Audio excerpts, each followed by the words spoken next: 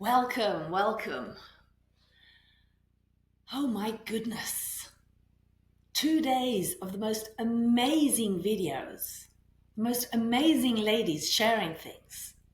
We should be acknowledging their journey. Hello. Can we reflect a little bit on these experiences that we've had so far? I'm going to have to change my glasses because these are triple focal or wherever. I can't read at the same time. So I'm going back to my reading glasses. So, we need to reflect on what we have experienced so far. We have done some deep work. You have done some deep work. First of all, you've been present. You have been here, you've been chatting, and we've been watching how each one is taking their own moves. We've raised your frequency. We've healed your nervous system. We've been reprogramming some limiting beliefs. You may have had a breakthrough. The real question is, are you living the new story yet? Because transformation isn't just about understanding, oh yes, I know what I have to do. It's about embodying, taking the embodiment. It's taking the story you tell yourself, shaping your identity, your daily actions, and ultimately your reality. So I'm Helen. I'm back again. For those that didn't see me or didn't see my first video, which was 2 days ago, please go and check it out. Those that have and have been also with the other stories will see that now we are continuing. Our first story was, how do we write our story? Now we need to talk about the story you tell yourself. How do you rewrite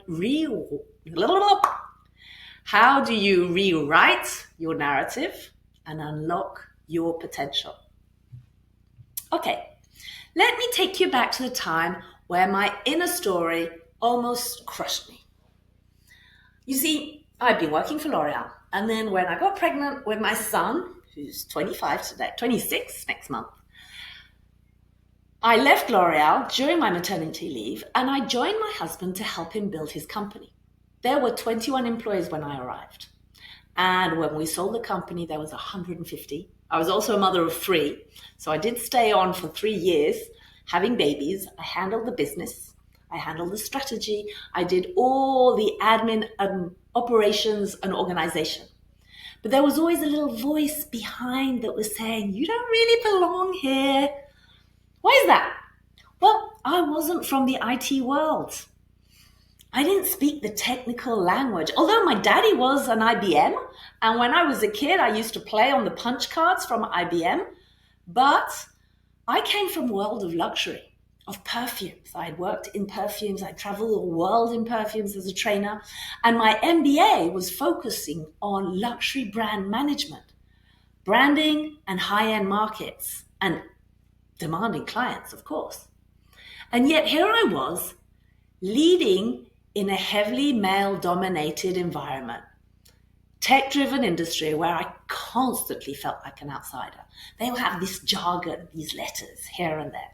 And so I remember one day, my husband and his associate, they were really excited about a moment because they were talking about this project called EMV, and EMV is going to be loads of projects and it's a great opportunity and they're forecasting a lot of business. I'm like, okay, what is EMV?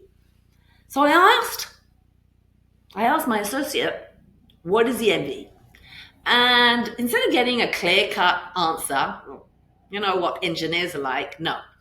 He came with me and he handed me a thick file and said, read this. It was overwhelming. It was technical. It was jargon. I was falling asleep. And I started to reinforce my doubt. Oh my goodness, see, you don't really belong here. You don't understand. You don't know what they're talking about. But I love a challenge. And I love making things simple. So I took a step back and I looked at the situation from a new perspective. And I simplified the story. I simplified the narrative, and I turned it into a story that made sense. Because in fact, EMV was very simple. It was a project that was worldwide for credit cards. You know those little credit cards where you have a little chip and then you have to put in a code? Remember, before it used to be a magnetic strip and then it became a chip code. The French were one of the first to create that, and they had created their system, which was called B prime, B0 prime. And then the world came in, the Americans came in, and they created EMV. And what was EMV? Well, it's very simple. Eurocard, MasterCard, and Visa. The three of them got together, created a new norm. So what happened? In the French banking world, we had to change from the French norm to the EMV norm for the worldwide to use. And that's how I simplified this. And suddenly, I make it sound so simple. That simplification, I did a 2-pager, little booklet, L'Oreal style, of course, and brought in easy, simple information. And ultimately, it helped sell the company. We actually sold the company for 5 times its future EBIT, not its actual EBIT, its future EBIT. But those were good times. It was before the Twin Towers fell. Anyway, that changed everything for me. It made me realize that I was capable, that I did understand value. Even if I didn't speak the technical jargon, I had a unique skill. I had a skill of turning complex situations into compelling stories, and that gave me a lot of confidence. And yet, despite all of that, when it came to discussing the sale of the company, the board still wanted to talk to the men. They suggested I stay at home with the kids, but that's not the story. Mustn't get distracted. Let's come back to that moment. I had a choice. I could keep living in the story that I didn't belong to the IT world, because I would dress up chic, I would look in the world of perfumes, and they were wearing Rolex jumpers at the time. Or I could fully step into my power and own my success. And that's what I did. I owned my success because I knew that even if I couldn't understand the technical jargon, I knew what the business was about, and I knew how to simplify it so that people would feel comfortable. So here's the truth. The problem was never about my knowledge, nor my skills, or my experience. The problem was the story that I kept telling myself. You don't belong, you're not IT, you're not technical.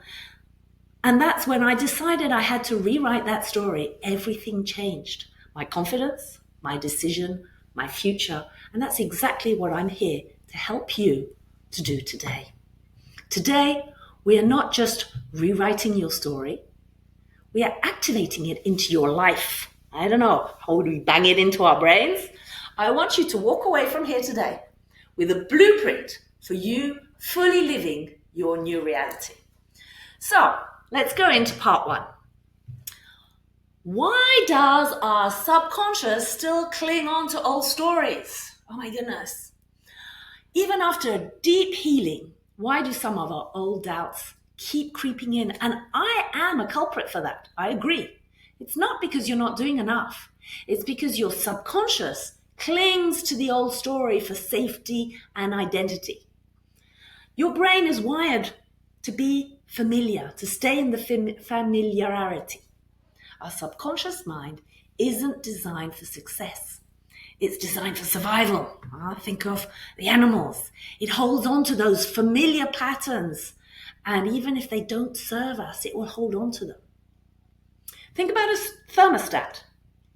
So if you set a thermostat to 20 degrees Celsius, yes, I'm in Europe, so I'm metric, sorry guys in the USA, and the temperature rises to 25, that starts getting a little bit warm, the system will automatically bring it down.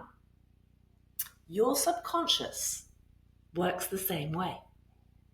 When you start expanding beyond your comfort zone, and yes, we need to get into that uncomfortable zone, it tries to bring you back to where you feel safe.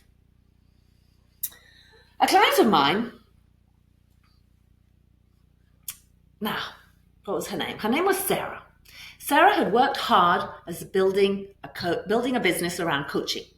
But every time she started getting some financial stability, she would suddenly lose motivation. When we dug a little deeper, we started trying to understand why she wasn't going the whole way, calling the clients and proposing her services. We uncovered a deep-seated belief.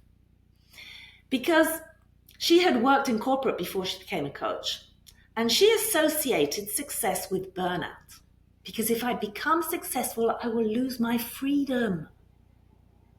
She had had a burnout from her previous job.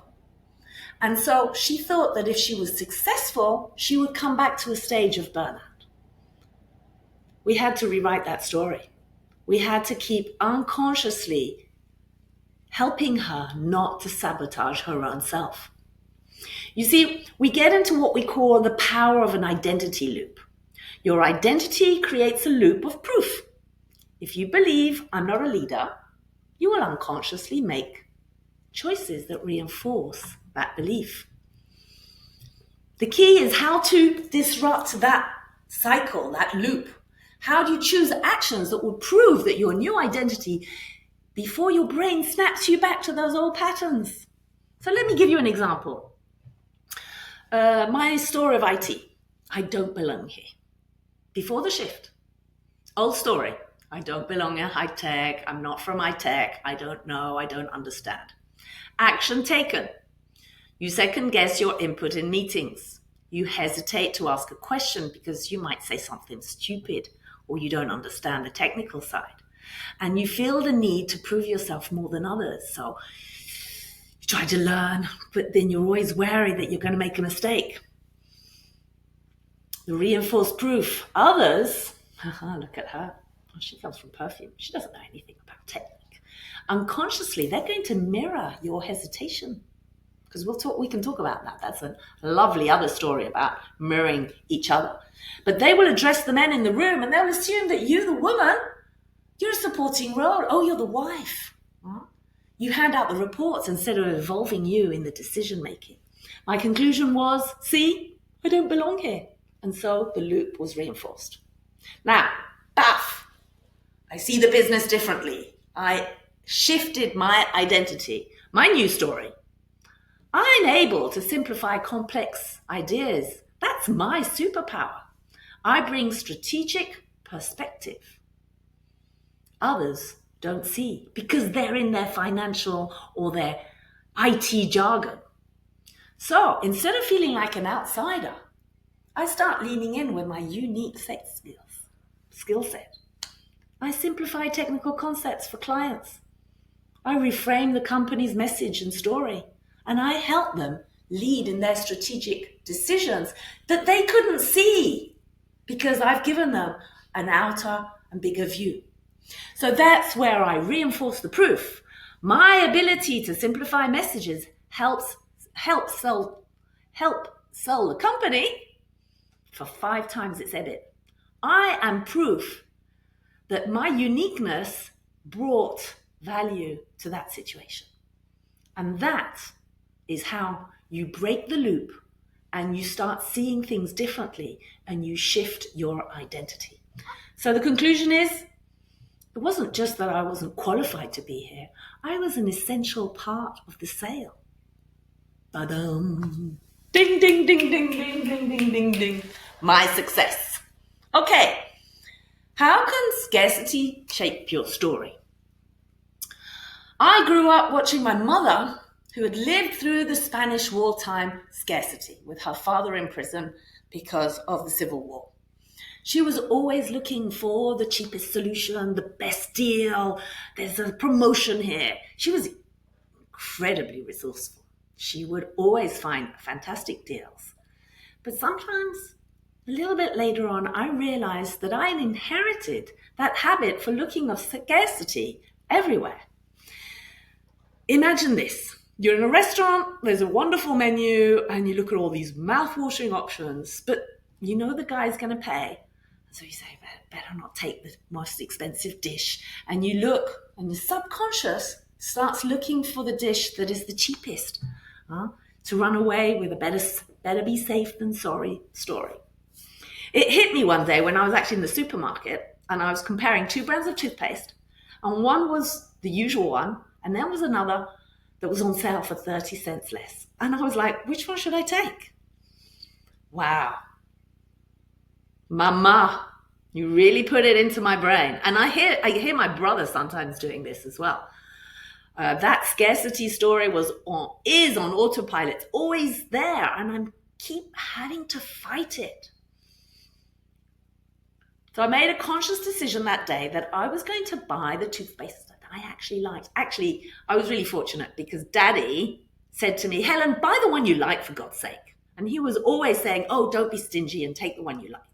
So thank you, Daddy, for that option. But it wasn't this cheapest option. It was the best option for me. That small shift, domino effect, better decisions, take more risks in finance, and I invested for myself, and ultimately how I grew my wealth. So let's do a little exercise. It's been a while. I've been talking. And what about you guys? So do we have our little boards, our little cards, our exercise?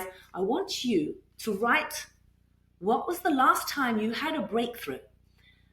Are you fully living that change? I want you to spot your old narrative in action. When you're doing something, hesitating in the supermarket for the cheapest tomato. Does that old doubt still whisper in your background? No, take the cheapest one. Helen, you don't need the most expensive one. Write it down. It's really important, write it down. Remember, downloading it into the brain, but it's also a way of seeing it, because when we see it in front of us, then we can identify. And then we can start saying that, I'm not going to work that again. I'm going to change that identity. So once we have established and we found our old narrative in action, write it down. We're going to continue the exercises. So part 2 is the 3-step. Okay, here we go again. Always in threes, to rewrite and embody our new story. You cannot change what you don't first acknowledge. This step is about uncovering the story running in the background and understanding how it shapes your reality. So we need to recognize and dismantle our old story. I want you to think about a limiting belief that you've been carrying for years, something that feels like is an unshakable truth about yourself. Maybe it's, I'm not good with money, or I'm not a natural leader, or I always mess things up at the last minute, or I'm always late. These stories feel so real that you don't even question them anymore. I mean, sometimes you just say, I'm going to be late, folks. You tell people in advance because you know you're going to be late. I'm going to give you my example. I grew up with this mother of scarcity, and she kept making decisions, from buying groceries, managing money. She was shaping herself. Better safe than sorry, don't waste a cent. And I took on that story without realizing it. I'm going to give you another story that comes down to this scarcity, but slightly different, and it's actually quite funny. I grew up with this mother, but with my darling mama. I love her dearly. She's up there with me now. Anyway, I found myself, when I was a young girl, invited to some very high-class balls in London.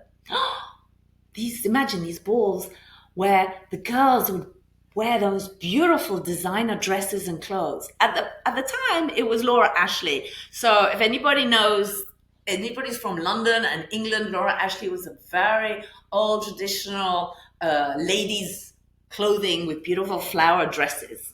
Anyway, I couldn't afford a Laura Ashley ball gown. That was totally out of the question.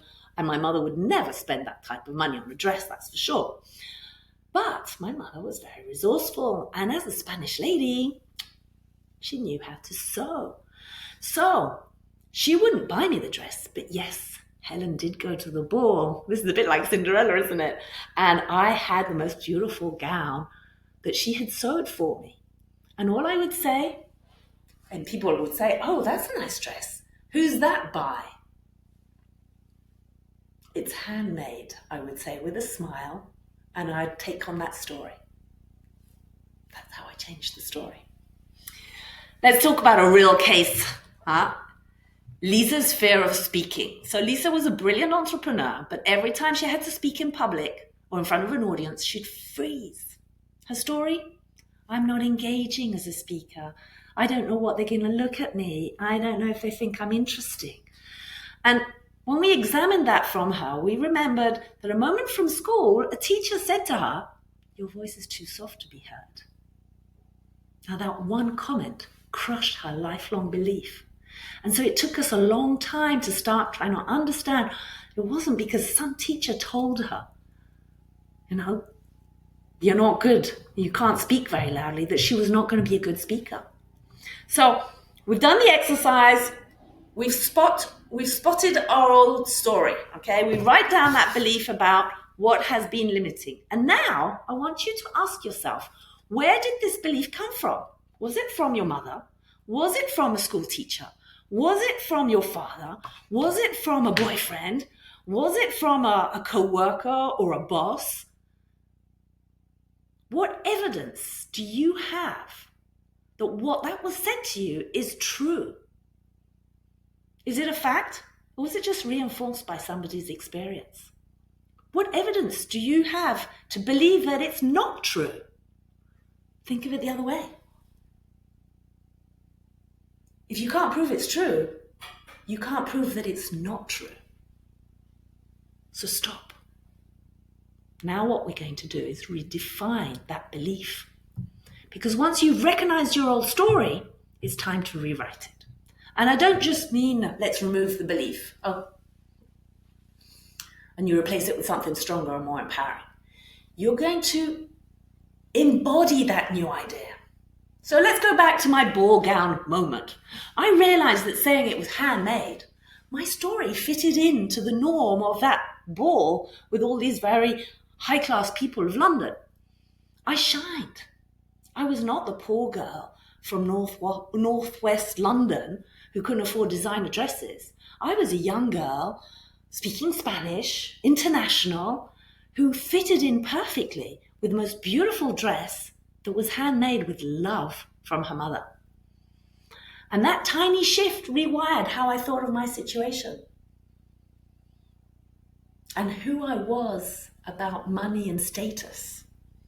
That shifted me to bigger changes.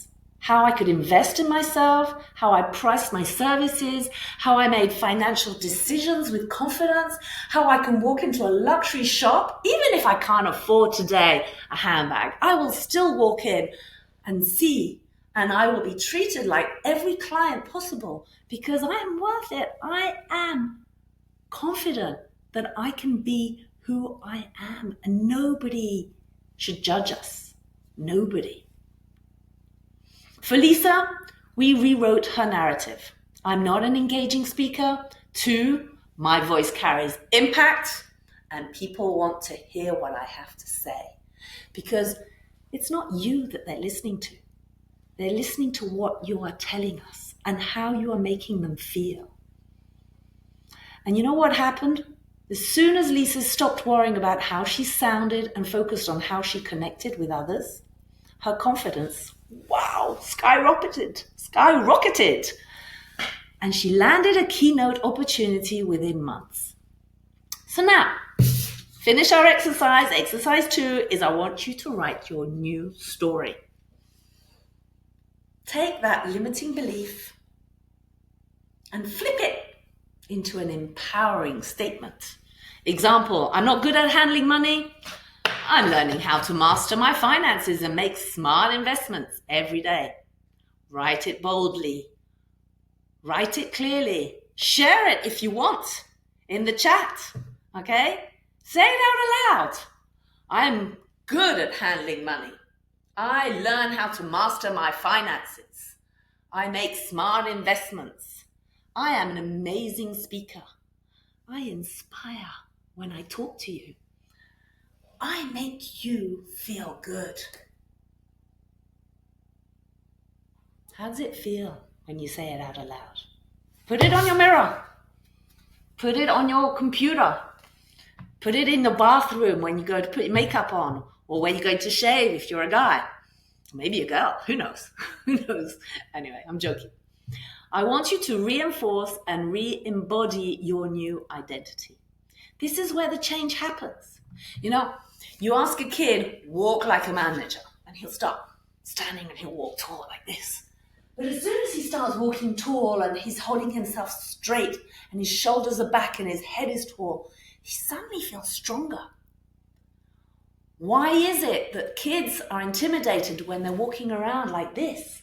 You never intimidate the guy that stands tall or the girl that stands tall.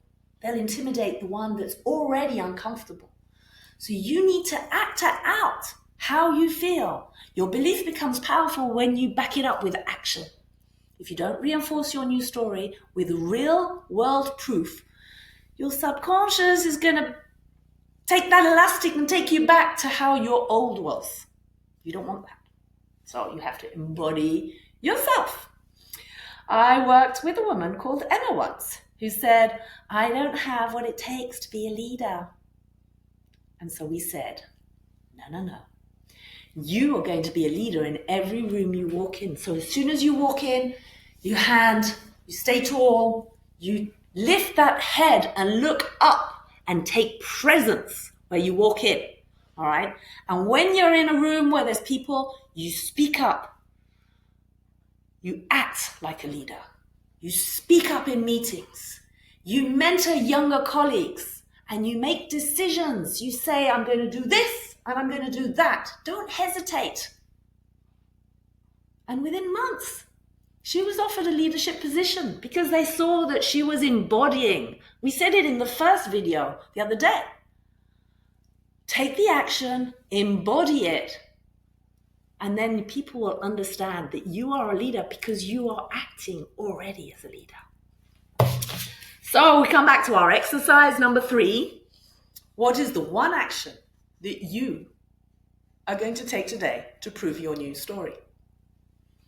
Example, if your new belief is, I'm confident in my expertise, why not share a post on LinkedIn about your knowledge or volunteer to speak in a team meeting about something? Tiny actions reinforce new beliefs and they become second nature. A little bit like the sports guy. I have a wonderful sports coach called Fred, and Fred is 55 and he's sculptured like a Greek god. But every day he works out. Every day he's in the gym next door and I can hear him lifting his weights. Yeah. I always go and say hi. Sometimes I work out with him, sometimes I don't. But he is consistent every single day. Just 10, 15, 20 minutes. And that's how he's got the body shape that he's got. And he can then also coach other people because obviously when they see a guy like that, they say, hey, I want the same body. All right. So you can't embody something if you're not showing the action and doing it straight away. So we're coming to the end again of this video. What did we talk about? We talked about a process. It's not just about feeling different. It's about becoming different. That story that you tell yourself every day is the foundation for your success, for your confidence, and for your future. Let me repeat. The story you tell yourself every day is the foundation for your success, for your confidence, and for your future. You're not bound by your past. You're not limited by those old beliefs. You don't have to listen to that terrible little devil on the shoulder that keeps giving you those wrong words. Listen to the angel that's saying you are. You have the power to choose. You have the power to choose a new story. And when you do, your life will begin to shift in ways that you've never imagined. So I ask you today, as a little call to action, is to fully step up into this transformation. I invite you to go deeper. Comment the shift. Comment the shift below. Take this work further. Don't just think about it. Take action. Do something. Wake up tomorrow and do that little thing that's slightly uncomfortable. Get up half an hour earlier. Do those 20 minutes exercise if that's what you want to do. Don't drink coffee. I don't know. Just do one little thing and you say, I did it. And when you start ticking off, and you can start by writing your list of what you're going to do this evening for tomorrow morning. And when you write off that list and tomorrow morning you do your meditation, you do your breath work, you do your little 20-minute exercise, you get dressed, you dress up to kill, because when you dress up and you feel good, you feel amazing. Okay? So walk your steps, step your walk, be and embody who you want to be.